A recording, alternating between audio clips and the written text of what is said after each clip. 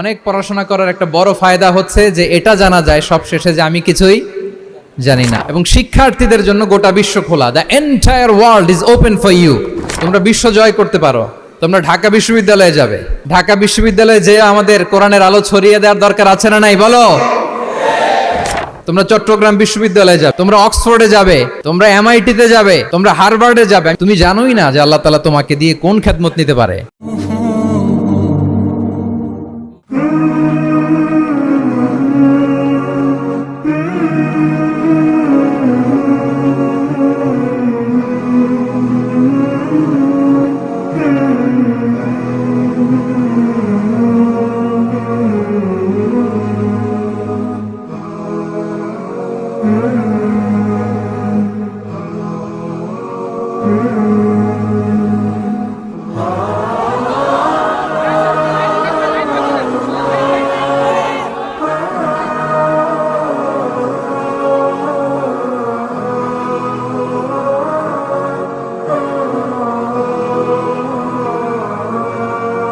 আসসালামু আলাইকুম ওয়া রাহমাতুল্লাহি ওয়া বারাকাতুহু। নাহমাদুহু ওয়া নুসাল্লি আলা রাসূলিহিল কারীম। আম্মা বা'দু ফাআউযু বিল্লাহি মিনাশ শাইতানির রাজীম। বিসমিল্লাহির রাহমানির রাহিম। আফালা ইয়াতাদাব্বারুনাল কুরআন আম আলা কুলুবিন আকফালুহা। সাদাকাল্লাহুল আযীম। রাব্বি ইশরাহ লি সাদরি ওয়া ইয়াসসির লি আমরি ওয়াহলুল উকদাতাম মিন লিসানি ইয়াফকাহু কওলি।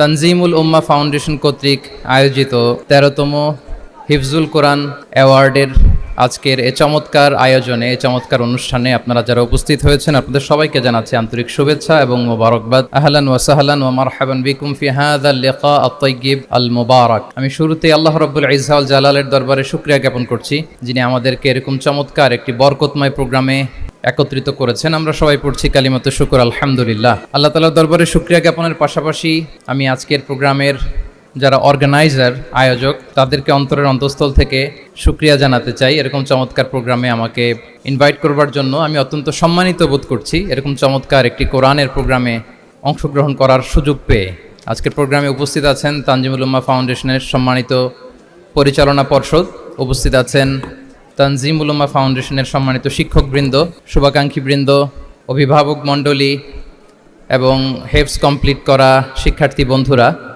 সাংবাদিক বন্ধুরা, ভলান্টিয়ার্স, আমি সবাইকে আবারও অন্তরের অন্তঃস্থল থেকে শুভেচ্ছা জানিয়ে শুরু করছি।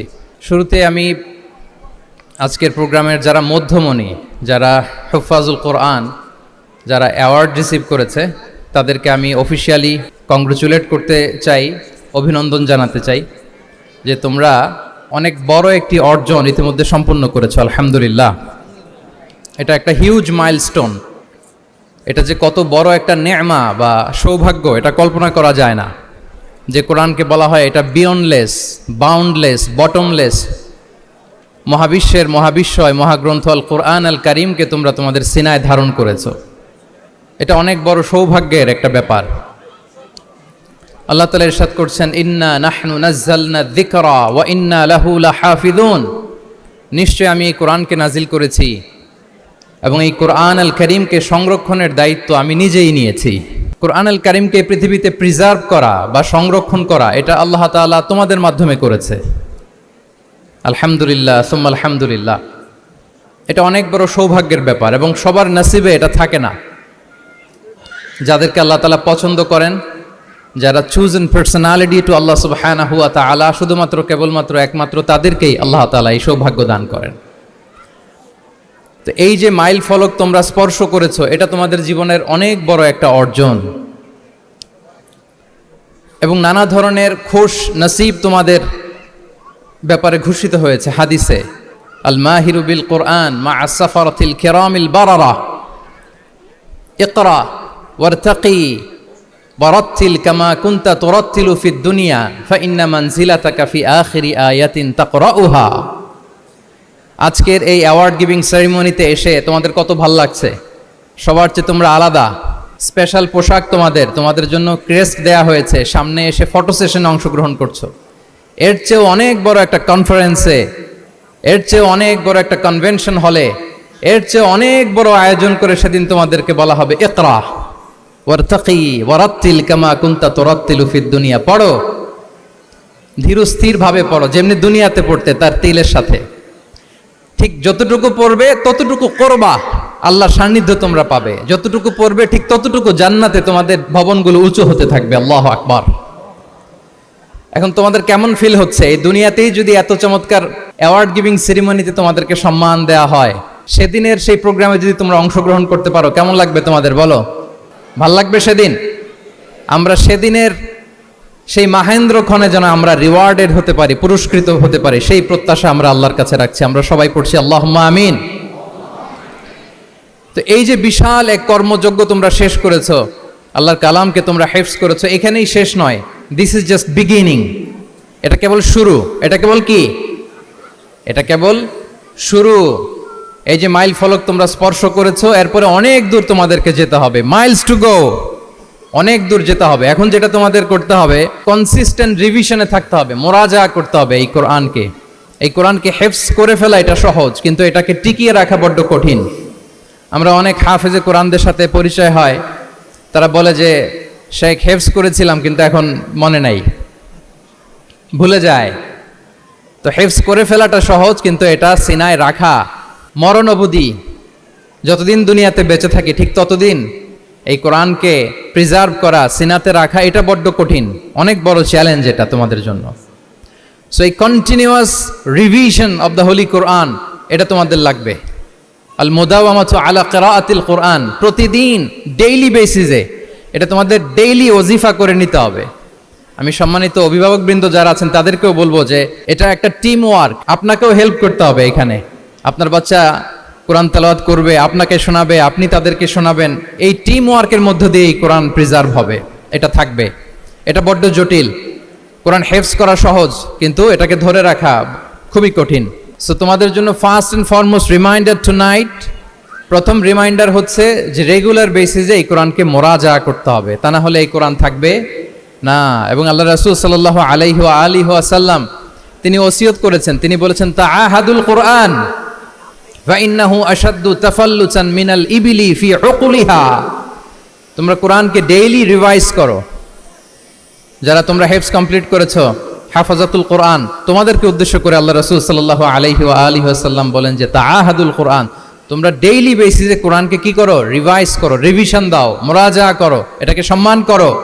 ফা ইন্নাহু আশাদ্দু তাফাল্লুতান মিনাল ইবিলি ফি উকুলিহা, কেননা পোষ মানানো হয়নি এরকম কোন বন্য উট যদি এটা রশি ছেড়ে দেওয়া হয়, এটা যেমনি ছুটে পালায়, দৌড়ে পালায়, এটারে ফিরে আনা যেমনি কঠিন, কোরআন হেফজ করার পরে, মুখস্থ করার পরে কেউ যদি ভুলে যায়, ওইটারে আবার রিভাইভ করা তার চেয়েও বেশি কঠিন। তো এই জন্য ডেইলি বেসিসে রিভাইজ করতে হবে। এবং আল্লাহ রাসূল সাল্লাল্লাহু আলাইহি ওয়া আলিহি ওয়াসাল্লাম তিনিও যাতে ভুলে না যান, বারবার কোরআন পড়তেন, বারবার রিভাইজ করতেন। রাসূল সাল্লাল্লাহু আলাইহি ওয়াসাল্লামের কষ্ট হয়ে যেত, ফলে আল্লাহ তাআলা বলেছেন লা তুহাররিক বিহি লিসানাকা লিতা'জালা বিহি ইন্না আলাইনা জামাআহু ওয়া কুরআনা ফাইদা ক্বরানাহু ফাত্তাবি' কুরআনা। নবী, আপনি তাড়াহুড়ো করে, এত কষ্ট, এত প্রেশার আপনার উপর নেওয়ার দরকার নেই, আমি আপনাকে পড়িয়ে দেব। জিবরিল যখন পড়ে শুধু ফলো করেন সেটা, একবার পড়ে নিন, মুখস্থ আমি আল্লাহ করে দেব। সানুকরিউকা ফালা তানসা, আপনি আর ভুলবেন না। এরপরে আল্লাহ রাসূল সাল্লাল্লাহু আলাইহি ওয়া আলিহি ওয়াসাল্লাম রেগুলার বেসিসে কোরআন পড়তেন, সাহাবাদেরকে কোরআন শোনাতেন, আবার সাহাবাদের কাছ থেকে কোরআন শুনতেন। সো এই কোরআনকে যদি তোমরা তোমাদের সিনায় আজীবনের জন্য রেখে দিতে চাও সযত্নে, তোমাদেরকে রিভিশন দিতে হবে। এখন খুব বেশি বেশি revise and revise, revise after revise তোমাকে দিতে হবে। এবং সারা বছর কোরআনের যতটুকু নাজিল হতো, আল্লাহ রাসূল সাল্লাল্লাহু আলাইহি ওয়া আলিহি ওয়াসাল্লাম রমাদান আল মুবারাকে জিবরিল আলাইহিস সালামের সাথে রিভিশন করতেন। সারা বছর যা নাজিল হলো, এটা আল্লাহ রাসূল সাল্লাল্লাহু আলাইহি ওয়াসাল্লাম জিবরিল আলাইহিস সালামকে শোনাতেন, আবার জিবরিল আলাইহিস সালাম আল্লাহ রাসূল সাল্লাল্লাহু আলাইহি ওয়াসাল্লামকে অতটুকু শোনাতেন। যে বছর তিনি ইন্তেকাল করবেন, ওই বছর দুইবার তিনি গোটা কোরআনকে জিবরিল আলাইহিস সালামের সামনে পেশ করেছেন, শুনিয়েছেন। আবার জিবরিল আলাইহিস সালাম দুইবার আল্লাহর হাবিব সাল্লাল্লাহু আলাইহি ওয়া আলিহি ওয়াসাল্লামকে শুনিয়েছেন। আল্লাহু আকবার। তাহলে এটাই হচ্ছে সুন্নাহ। তিনি তো পৃথিবীর প্রথম হাফেজ নাকি? আল্লাহ রাসূল সাল্লাল্লাহু আলাইহি ওয়াসাল্লাম প্রথম হাফেজ ছিলেন না? উনি রেখেছেন কিভাবে কোরআনকে? প্রিজার্ভ করেছেন কিভাবে? রিভিশনের মাধ্যমে, রিভিশন এন্ড রিভিশন। তাহলে the first and foremost reminder for tonight in this ceremony for all of you today, you have to revise a lot, you have to recite a lot. প্রতিদিন recite করতে হবে, প্রতিদিন revise দিতে হবে। এটা আমাদের মনে থাকবে তো নাকি? শিক্ষার্থী বন্ধুরা আওয়াজ করো, মেক এ নয়েজ। মনে থাকবে ইনশাআল্লাহ বিইذনিল্লাহ। তাহলে প্রথম কাজ হচ্ছে আমাদেরকে রিভাইজ করতে হবে। পাশাপাশি এই যে 114 সূরা তোমরা এই সিনার ভিতরে নিয়ে নিলা, মুখস্থ করে ফেললা, আল্লাহ তাআলা যা বলার তিনি সব এই কোরআনে বলে দিয়েছেন, নতুন করে আর কিছু বলবেন না। এটা তো দ্য লেটেস্ট রিভেলেশন, এরপরে আর কোনো ওহী আসবে না, প্রত্যাদেশ আসবে না। ফলে আল্লাহ তাআলা আমাদেরকে যা বলার সব বলে দিয়েছেন। মুখস্থ করার বড় কাজ এখন যেহেতু শেষ, এবার আমরা বোঝার জন্য উঠে পড়ে লাগবো। কোরআনকে বুঝতে হবে আমাদের মাতৃভাষায়। এই কোরআনের মর্মবাণী, মর্মার্থ, আল্লাহ তাআলা কি ডুজ এন্ড ডোন্টস আমাদের জন্য দিয়েছেন, কি করা যাবে কি করা যাবে না সব তিনি বলে দিয়েছেন। এটা আমাদেরকে বুঝতে হবে। আমরা গত বছর একটা বই লিখেছি এক নজরে কোরআন নামে। আমরা খুব সহজে 114 সূরার সামারি, সিনপসিস এই বইটিতে নিয়ে এসেছি। ফলে কেউ কোরআনের বঙ্গানুবাদ পড়ার আগে বা তাফসির পড়ার আগে যদি এক নজর এই বইটাতে একটু চোখ বোলা, একটু গো থ্রু করে, তার জন্য কোরআন বোঝাটা একেবারে সহজ হয়ে যাবে ইনশাআল্লাহ বিইذনিল্লাহ। এই বই ছাড়াও আরো অনেক অনেক বই সম্মানিত লেখকরা তারা লিখেছেন। আমরা যেন কোরআনের সাথে নিজেদের অ্যাটাচমেন্ট বাড়াই, মাতৃভাষায় যেন আমরা কোরআনকে বুঝি, আমরা কোরআনের অনুবাদ যেন ডেইলি বেসিসে পড়ি, কোরআনের সহজ সরল যে তাফসির আছে এই তাফসিরগুলো যেন আমরা পড়ি। এটাকে বলে তাদাব্বুর। যে আয়াত দিয়ে আমি শুরু করেছি, আফালা ইয়াতাদাব্বারুনাল কোরআন আম আলা কুলুবিন আকফালুহা, আল্লাহ বলছেন তারা কি গভীর মনোযোগের সাথে কোরআন পড়বে না? উইথ ভাস্ট কনসেন্ট্রেশন, খুব ধ্যানমগ্নতার সাথে খুব মনোযোগ দিয়ে কি তারা কোরআন পড়বে না? নাকি তাদের হৃদয়ে তালা ঝুলে আছে? আমাদের হৃদয়ের জং ধরা তালা যদি আমরা খুলতে চাই, এটা আনলক করতে হবে আল কোরআন আল কারীম দিয়ে। তাহলে প্রথম রিমাইন্ডার হচ্ছে রিভিশন। আমার প্রিয় হাফেজ ভাই এবং বোনেরা, আমরা যেন রিভিশন দেই বেশি বেশি। 2 নম্বর কথা হচ্ছে আমরা যেন কোরআনের মর্মবাণী বাংলায় বুঝবার চেষ্টা করি, কোরআনের তাফসির যেন আমরা পড়ি, আমরা যেন তাদাব্বুরে কোরআন করি, কোরআনের যে রিফ্লেকশনগুলো আছে এগুলো যেন আমরা ধারণ করতে পারি। তাদাব্বুর শব্দটা বেসিক্যালি এসেছে আরবি শব্দ দুবুর থেকে। দুবুর, দুবুর শব্দের অর্থ হচ্ছে পেছন, যে কোনো জিনিসের পেছনকে বলে, আমাদের পেছনটাকেও বলে দুবুর।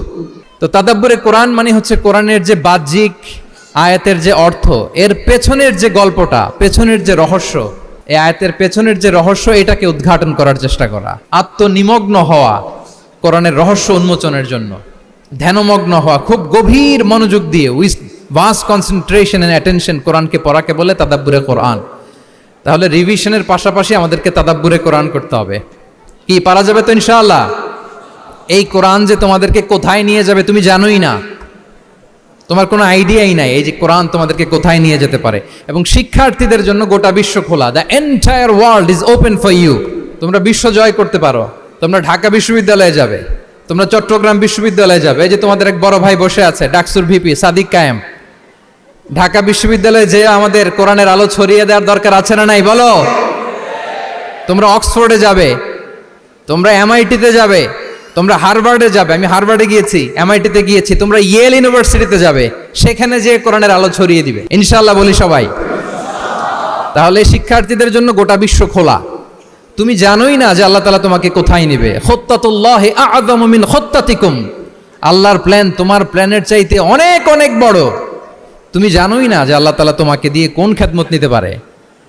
সো আমরা যেন তাদাব্বুরে কোরআন করি, কোরআনে যে আল্লাহ জেমসগুলো দিয়েছেন এগুলোর সাথে নিজেদের অ্যাটাচমেন্ট যেন আমরা বাড়াই, একটু একটু করে যেন পড়ি। এবং সাহাবা রিদওয়ানুল্লাহি তাআলা আলাইহিম আজমাইন, ওনাদের হ্যাবিট এটাই ছিল, ওনারা তাড়াহুড়ো করে কোরআন পড়তেন না, একটু একটু করে পড়তেন। তোমাদের তো 2 বছর কিংবা 3 বছরে হেফজ শেষ হয়ে যাওয়ার কথা নাকি? তাদের কয় বছর লেগেছে হেফজ করতে? 3 বছর। আচ্ছা, তোমরা কি জানো ওমরে ফারুক রাদিয়াল্লাহু তাআলা আনহু উনি সূরা বাকারা হেফজ করতে সময় নিয়েছিলেন 12 বছর। ওনাদের অভ্যেস ছিল তারা তাদাব্বুরে কোরআন করে করে আগাতেন। 10 আয়াত পড়তেন, এটাকে মুখস্থ করতেন, এটার অর্থ বুঝতেন, এটার উপর আমল করতেন, এটাকে ধারণ করতেন, এটার উপর সাধনা করতেন, এটারে ডাইজেস্ট করা শেষ, এরপরে 10 আয়াত, আবার একই সিস্টেমে 10 আয়াত পরে এরপরে 10 আয়াত। এভাবে সূরা বাকারা শেষ করতে উনি সময় নিয়েছিলেন কয় বছর? 12 বছর। এবং যেদিন সূরা বাকারা কমপ্লিট করেছিলেন ওদিন উট জবাই করে সবাইকে খাইয়েছিলেন। সুবহানাল্লাহ বিহামদি। ওনারা কোরআন জানাটাকে সেলিব্রেট করতেন। আল্লাহু আকবার। সো আমরা যেন তাদাব্বুরে কোরআন করি।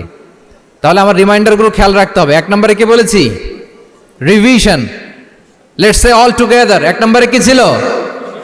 রিভিশন। 2 নম্বরে তাদাব্বুরে কোরআন। সবাই বলি 2 নম্বরে কি ছিল? তাদাব্বুরে কোরআন, বুঝে বুঝে কোরআনের মেসেজগুলোকে হৃদয়ঙ্গম করা, একটু একটু করে হৃদয়ঙ্গম করা, একবারে সব না। কারণ কোরআন নাজিলও হয়েছে একটু একটু করে। হাসাবা হাওয়াইজিল বাশার, মানুষের যত প্রয়োজন ছিল প্রয়োজনের প্রেক্ষাপটে চাহিদার আলোকে একটু একটু করে 23 বছরের লম্বায় লং পিরিয়ড অফ টাইমে কোরআন নাজিল হয়েছে। কোরআন কিন্তু তাওরাত, জাবুর, ইনজিলের মতো, তাওরাতের মতো, জাবুরের মতো কিন্তু কোরআন একবারে নাজিল হয়ে যায়নি। তাওরাত, জাবুর কিন্তু একবারে এট এ টাইমে নাজিল হয়েছে, কিন্তু কোরআন নাজিল হয়েছে কত বছরের সময় নিয়ে? 23 বছর, 23 ইয়ার্স। 23 বছরের লং পিরিয়ড অফ টাইম নিয়েছে।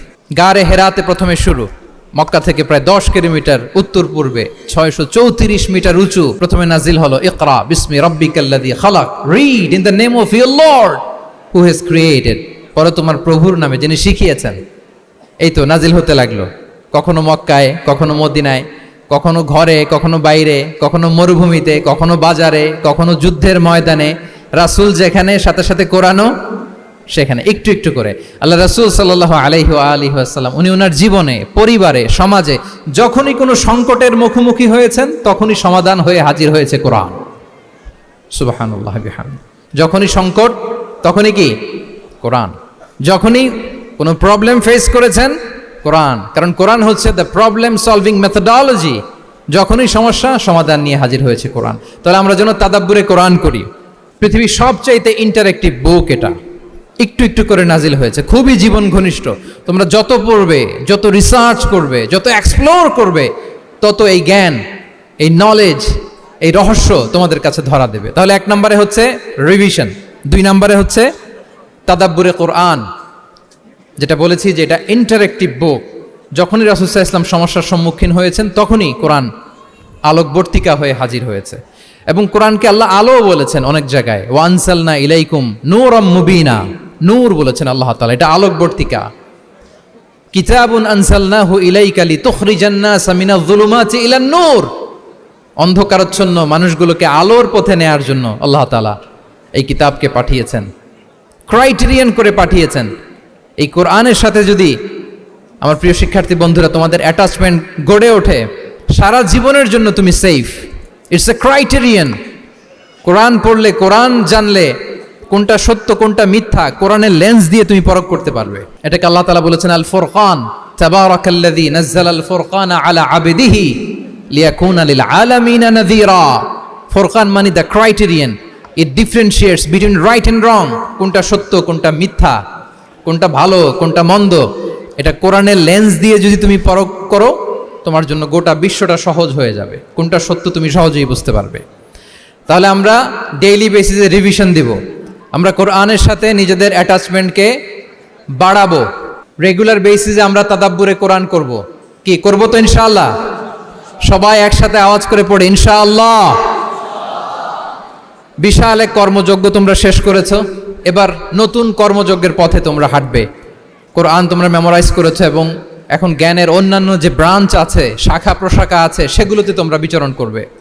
জ্ঞানার্জনের একটা মূলনীতি তোমাদের সাথে আজকের এই প্রোগ্রামে শেয়ার করে আমি আমার সংক্ষিপ্ত আলোচনা শেষ করব। ইসলামিক জ্ঞান হোক কিংবা কনভেনশনাল জ্ঞান হোক, জ্ঞানার্জনের জন্য 3টা বিষয় অপরিহার্য, এটা আমাদের খেয়াল রাখতে হবে। 1 নম্বর হচ্ছে বিনয়, 2 নম্বর হচ্ছে সফর, 3 নম্বর হচ্ছে সবর। এবার আমি জিজ্ঞেস করি, তোমাদের মুখ থেকে আমি শুনতে চাই, বলো জ্ঞানার্জনের জন্য অপরিহার্য বিষয় কয়টা? 1 নম্বরে বিনয়, 2 নম্বরে সফর, 3 নম্বরে সবর। এই 3টাই লাগবে। বিনয়ী হইতে হবে, ডাউন টু আর্থ হইতে হবে। বিনয়ী না হলে, মুতাওয়াদি না হলে আল্লাহ তাআলা এলেমের নূর দিয়ে ওই ব্যক্তিকে ধন্য করেন না। বিনয়ী হইতে হবে। বলা যাবে না যে আমি সব শিখে ফেলছি, আমি সব জানি, আসলে কিছুই জানি না, আসলে কিছুই জানি না। অনেক পড়াশোনা করার একটা বড় সুবিধা হচ্ছে আমি যে কিছুই জানি না এটা জানা যায়। যারা অনেক পড়াশোনা করে, গভীর জ্ঞান অর্জন করে, অনেক পড়াশোনা করার একটা বড় ফায়দা হচ্ছে যে এটা জানা যায় সব শেষে যে আমি কিছুই জানি না। আবুন নওয়াস একটা চমৎকার কবিতা লিখেছেন, উনি বলেছেন ফাকুল লিমা ইয়াদদাই ফিল ইলমি ফালসাফাতান হাফিজতা শাইআন ওয়া গাবাত আনকা আশিয়াউ। যে বলে যে আমি সব জানি, তুমি তার বৃদ্ধাঙ্গুলি দেখিয়ে বলা তুমি কিছুই জানো না, তুমি অল্প কিছু জেনেছো। মহাবিশ্বের অনেক রহস্য তোমার কাছে এখন অধরা, এখনো অধরা, অজানা। ওয়া ফাওকা কুল্লি যী ইলমিন আলিম, জ্ঞানীর উপরও জ্ঞানী আছে, জাননেওয়ালার উপরও জাননেওয়ালা আছে। তাহলে বিনয় যেন আমাদের পোশাক হয়, আমরা যেন বিনয়ী হই। আমরা যার কাছ থেকে নলেজ নিব, ইলম নিব, তার কাছে বিনয়ী হইতে হবে। যেই পাত্রে পানি ঢালবো এটা থাকবে নিচে, আর যেই গ্লাস থেকে ঢালা হবে ওইটা থাকে উপরে। মুসা আলাইহিস সালাম একবার বনি ইসরাইলের মাঝে আলোচনা করছিলেন, হঠাৎ এক লোক বলে যে ইয়া নবী আল্লাহ মান আ'লামু ফিল আরদ, বর্তমান পৃথিবীতে সবচেয়ে বড় জ্ঞানী কে? তো মুসা আলাইহিস সালাম বলে ফেললেন আনা, আমি সবচেয়ে বড় জ্ঞানী। এটা ভুল বলেন নাই, কারণ যাকে আল্লাহ তাআলা ওহির জ্ঞানে ধন্য করেন তিনিই তো সবচেয়ে বড় জ্ঞানী। তো আল্লাহ তাআলা এই রেসপন্সটা, এই আনসারটা পছন্দ করেন না। আল্লাহ তাআলা চাচ্ছিলেন মুসা আলাইহিস সালাম যদি বলতো যে আল্লাহই ভালো জানে বা আল্লাহু আ'লাম, আল্লাহই সবচেয়ে জ্ঞানী, এটা আল্লাহ পছন্দ করতেন। তো উনি যখন বলে ফেলছেন আমি, আল্লাহ বলে না মুসা, তুমি যে বলে ফেললে আমি সবচেয়ে বড় জ্ঞানী, তুমি তো সবচেয়ে বড় জ্ঞানী নও, তোমার চেয়ে বড় জ্ঞানী আছে। শুনে তো মুসা আলাইহিস সালাম অবাক, কি আমার চেয়ে বড় জ্ঞানী কোথায়? আল্লাহ বললেন ইযহাব ইলা মাজমাইল বাহরাইন, দুই সাগরের মিলনস্থলে যাও, ওখানে আমার এক বান্দা আছে ইসমুহু খাদির। ওই খাদির, যারে আমরা বাংলায় খিজির বলি আর কি, এই খিজির তোমার চেয়েও জ্ঞানী। আল্লাহু আকবার। আপনারা সূরা কাহাফের তাফসীর পড়লে জানতে পারবেন। গেলেন, নৌকার মধ্যে বসা, হঠাৎ একটা চড়ুই পাখি এসে সাগরের পানি খাচ্ছে। অনেক, to make the long story short, বড় স্টোরিকে আমি ছোট করে বলছি। দুইজন নৌকায় বসা, একটা চড়ুই পাখি এসে সাগরের পানি খায়। তো খিজির আলাইহিস সালাম বললেন মুসা, চড়ুই পাখিটা দেখতে পাচ্ছ? মুসা আলাইহিস সালাম বললেন হ্যাঁ দেখতে পাচ্ছি। চড়ুই পাখি যে পানি খেলো এইমাত্র, এটা দেখেছো? হ্যাঁ দেখেছি। পানি খাওয়ার কারণে চড়ুই পাখির চঞ্চুতে, মানে ঠোঁটে যে একটু সাগরের ছিটে ফোটা পানি লেগেছে, দেখেছো? মুসা আলাইহিস সালাম বললেন হ্যাঁ দেখেছি। তো খিজির আলাইহিস সালাম বললেন এই যে সাগর থেকে, মহাসাগর থেকে পানি খাওয়ার কারণে চড়ুই পাখির ঠোঁটে সামান্য সাগরের ছিটে ফোটা পানি যতটুকু ঠোঁটে লেগে আছে, এটা হচ্ছে তোমার, আমার আর মহাবিশ্বে আমরা যারা আছি সবার জ্ঞান। আর এই পড়ে থাকা মহাসাগরের পানি হচ্ছে আল্লাহর জ্ঞান। চড়ুই পাখির ঠোঁটে লাগা পানি তোমার, আমার আর পৃথিবীর সবার, আমাদের যে জ্ঞান আল্লাহ দিয়েছেন এটা। আর মহাসাগরের পানিগুলো কার জ্ঞান? ওয়ামা উতিতুম মিনাল ইলমি ইল্লা কালিলা। আল্লাহ বলেন একেবারে একেবারে ভেরি লিটল, যত সামান্য জ্ঞান দিয়ে আমি তোমাদেরকে দুনিয়ায় পাঠিয়েছি। এজন্য আমি সব জানি, এটা আজকে থেকে আমরা আর বলবো? আমার শিক্ষার্থী বন্ধুরা নয়েজ করো, বলো আমরা বলবো আল্লাহু আ'লাম। আল্লাহ ভালো জানেন। সাহাবাদের এই বৈশিষ্ট্য ছিল, ওনারাও বলতেন আল্লাহু ওয়া রাসূলুহু আ'লাম, আল্লাহ এবং আল্লাহ রাসূল ভালো জানেন। এবং আমাদের ক্লাসিক স্কলারদের এই বৈশিষ্ট্যটা ছিল, অনেক প্রশ্নের উত্তর ওনারা দিতেন না। আমাদেরকে তো প্রশ্ন করলে আমরা হুটহাট উত্তর দিয়ে দিই। অন অ্যান অ্যাভারেজে 10টা প্রশ্ন করলে ইমাম মালিক এর মধ্যে অধিকাংশ প্রশ্নের উত্তরে বলতেন আনা লা আ'লাম, আমি জানি না। আমি জানি না এটা যখন আমরা বলতে শিখি, তখনই বেসিক্যালি আমরা নলেজেবল হয়ে উঠি, জ্ঞানী হয়ে উঠি। তাহলে জ্ঞানার্জনের জন্য অপরিহার্য কয়টা বিষয় বলেছিলাম, মনে আছে না? ঘটনা শুনতে শুনতে কয়টা মোট? 1 নম্বরে বিনয়। আমরা বিনয়ী হব। আওয়াজ করে বলি আমরা কি হব? আমরা বিনয়ী হব। এই যে আমরা কোরআন হেফজ করলাম, এরপরে তুমি যদি বুখারী হেফজ করো, মুসলিম হেফজ করো, এটা তোমার বাহ্যিক জ্ঞান অর্জন হয়েছে। জ্ঞানের দুইটা সাইড, একটা ইন্টারনাল নলেজ আর একটা হচ্ছে এক্সটার্নাল নলেজ। বাহ্যিক জ্ঞান এটা হয়েছে, আরেকটা আছে ইন্টারনাল নলেজ, এটাকে বলে অন্তর্নিহিত জ্ঞান। ইলমে লাদুন্নি ওয়া আল্লামনাহু মিন লাদুন্না ইলমা। এটা শুধু কোরআন হেফজ করলেই হয় না, এটা কোরআন পড়ার পরে, হাদিস পড়ার পরে, এগুলোর উপর আমল করার পরে, বছরের পর বছর সাধনা করার পরে আল্লাহ তাআলা কোনো ব্যক্তিকে ইলমের নূর দেন। এটা এত সহজ না। আমরা এক্সটার্নাল নলেজ, বাহ্যিক জ্ঞান খুব সহজেই রিসিভ করতে পারি, কিন্তু ইন্টারনাল নলেজ, যেটা অন্তর্নিহিত জ্ঞান, যেটা তোমার দূরদৃষ্টি বাড়াবে, তোমার ফেরাসাত বাড়াবে, তোমার বিচক্ষণতা বাড়াবে, তোমার ফারসাইটেডনেসকে বাড়াবে, ওই অন্তর্নিহিত জ্ঞানের জন্য বছরের পর বছর সাধনা করতে হয়। সো আমরা যেন বিনয়ী হই, এটা হচ্ছে নাম্বার 1। 2 নাম্বার কি বলেছিলাম? সফর। ফানজুরু কাইফা কানা আকিবাতুল মুকাজ্জিবিন। আল্লাহ বলে সফর করো, সিরু ফিল আরদ, ট্রাভেল করো। ট্রাভেল করলে তোমার চোখ খুলে যাবে। তুমি যদি পেট্রাতে যাও, জর্ডানের পেট্রায়, তোমার চোখ খুলে যাবে। তুমি যদি ফেরাউনের লাশ দেখে আসো, তুমি অবাক হয়ে যাবে। তুমি যদি জর্ডানের ডেড সি ঘুরে আসো, তুমি অবাক হয়ে যাবে। 1000টা বই পড়ে তুমি ওই জ্ঞান অর্জন করতে পারবে না, যেই জ্ঞান তুমি ট্রাভেলিং করে অর্জন করতে পারবে। তাহলে ভ্রমণ করতে হবে। আর 3 নম্বরে কি বলেছিলাম? সবর, মানে হার্ড ওয়ার্কিং হইতে হবে। পরিশ্রমের কোনো বিকল্প নাই। There is no alternative to be hard working. কোনো বিকল্প নেই, হার্ড ওয়ার্ক তোমাকে করতেই হবে, এটাই সবর। এই 3টা প্রশিক্ষণই আল্লাহ তাআলা মুসা আলাইহিস সালামকে দিয়েছিলেন। লম্বা ঘটনা, তিনি খিজির আলাইহিস সালামের সাথে সফরও করেছেন, ওনার কাছে যে বিনয়ী হয়েছেন, তারপরে বারবার উনি ধৈর্য হারা হয়ে যাচ্ছিলেন, আল্লাহ ধৈর্যেরও পরীক্ষা নিয়েছেন। তাহলে বিনয়, সফর এবং সবর, এই 3টা জিনিস জ্ঞানার্জনের জন্য অপরিহার্য। এই ফিচারগুলো দিয়ে, এই ক্যারেক্টারিস্টিক্সগুলো দিয়ে যেন আল্লাহ তাআলা আমাদেরকে ধন্য করে। আমরা সবাই পড়ি আমিন। আমরা আল্লাহর কোরআনকে যেভাবে হৃদয়ে ধারণ করতে পেরেছি, আমরা যেন কোরআনের তাদাব্বুরের মধ্য দিয়ে, কোরআনের রিফ্লেকশনগুলোর সাথে নিজেদের অ্যাটাচমেন্ট বাড়ানোর মধ্য দিয়ে আলোকিত মানুষ হতে পারি। আল্লাহ তাআলা আমাদেরকে তৌফিক দান করুক। আমি আবারও তানজিমুল উম্মাহ ফাউন্ডেশনকে অন্তরের অন্তঃস্থল থেকে শুভেচ্ছা জানিয়ে, এবং তোমাদের যে এই চমৎকার সাফল্য, এই সাফল্যর ধারাবাহিকতা কামনা করে তোমাদের জন্য প্রাণ ঢালা অফুরান দোয়া এবং ভালোবাসা রেখে আমার সংক্ষিপ্ত আলোচনা এখানেই শেষ করছি। আল্লাহ তাআলা আমাদের সবাইকে কথাগুলো বোঝা আর আমল করার তৌফিক দান করুক। হাদা মা ইনদি ওয়াল ইলমু ইনদাল্লাহি আলাইহি তাওয়াক্কাল।